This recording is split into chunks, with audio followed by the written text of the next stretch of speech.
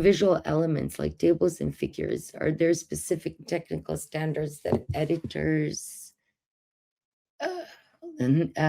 prefer to see to ensure they're clear enough during the initial screening? Okay. The journal guidelines provide things like resolution of the figure and the size of the figure. For instance, if it cannot be bigger than, I don't know, some size, you have to look at the journal you want. But I know they often specify the resolution. However, they cannot tell you what to put in the figure, okay? It's up to you to present it.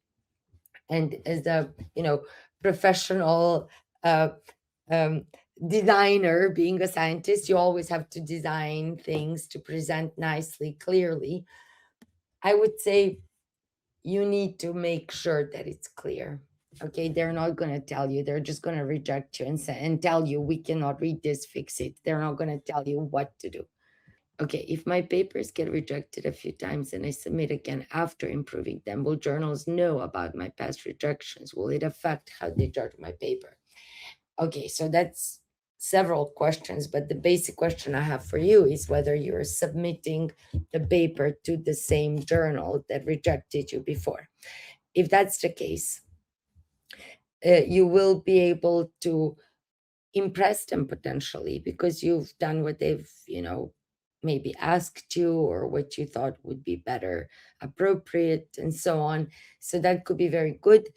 The fact that you were rejected from, let's say, 10 journals and you send it to journal number 15 at the end, they won't probably know that you were rejected. I don't think they do because you're not usually, I don't think they keep that kind of track. I don't know. I would say don't worry about it. It has nothing to do with anything. And they send it. The only way the journal would know is if they send it to the same reviewers and they see the same paper from a different journal, which happens sometimes. It happened to me a couple of times that I've received identical paper, but from completely different journals over time. And every time I wrote the same comment, so I don't know what to tell you. How to contact the ethical committee for journal wants to consent. Oh, well, I mean, I'll tell you that in most countries you cannot, it's actually unethical and illegal to conduct any human experiment without ethics approvals. Which are usually in place before the study begins. Which country are you from, Ariana? Armenia. I mean, I would need to Google it now, but you need to check. I mean, I don't think you could do a study without ethical approval. There's just no way. I'm sure Armenia has to have some kind of laws about that. You do need ethics committee is at the institution where the experiments were conducted, okay? And the journal needs to know that it was approved because you cannot publish a paper that was done unethically. The experiments were done unethically. It's just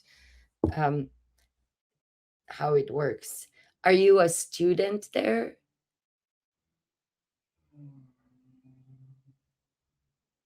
Ariana, are you still there?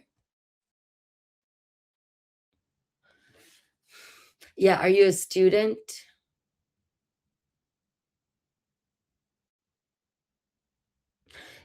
So you need to speak to your supervisor.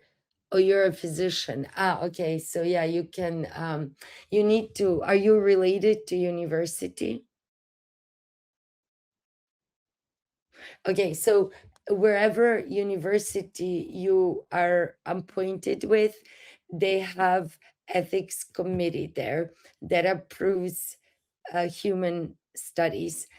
And it's usually a procedure where they give you a form to fill out that you tell them why you want to do what you do, how you will do it. It's not usually a lot, but because they're not experts, they're there to address whether the experiments you propose to do or trials you want to do are ethical. For instance, if it's a, I don't know, if it's a pharmacological trial or something like this, you know all the side effects or some, you know what I mean, like you cannot just go around dealing with people like that. You need to have um yeah, I mean, it sounds very exciting, but I don't know how you could even submit a paper or tell anyone you've done the study without ethics approval. Okay. So, but I assume if you're a physician, then you have opportunities to do your own observations with your own patients and things like that. So that's a different thing. But talk to university, um, you know, and see what they say. Like if you're part of medical school or something like this, speak to them, and they will tell you. Any researcher, any academic physician should be able to help you. Okay, so for systematic review of review articles, no, no, no, no, no, no, no, no. Ethics approvals are only when you actually work with live organisms. So there's ethics approvals for animal research, for human research. I think you don't need ethics approval if you're working with mosquitoes in most countries and insects. But depending on the insect, I guess, if it's some kind of near extinct species, may be different. But yeah, the ethics approvals are needed if you're actually doing experiments. Okay, if a paper is rejected after peer review with feedback, can we resubmit it to the same journal by addressing the comments provided? Okay, so um, usually not, to be honest, a quick answer. However, it depends. It all depends on what the comments were. For instance, if they rejected you because they want to see more data, they want to see different statistical analysis or something like this, then um, it makes sense to submit to the same journal because it will be a completely different paper, if you will. Okay. If the reviewer's feedback is such that makes your paper not so strong in their opinion, for instance, if you are, I don't know, if they don't agree with your conclusion or your data doesn't support what you're saying or something like this, where you don't see the resolution with the product you were already rejected with. So, but if you can create a completely new stage and add more things, and uh, nobody would recognize it from the previous submission, then usually it's considered a brand new submission, so you can't do that. But to send them again what they rejected, they won't take it because you've been through peer review. They've already told you no, so what more can you ask?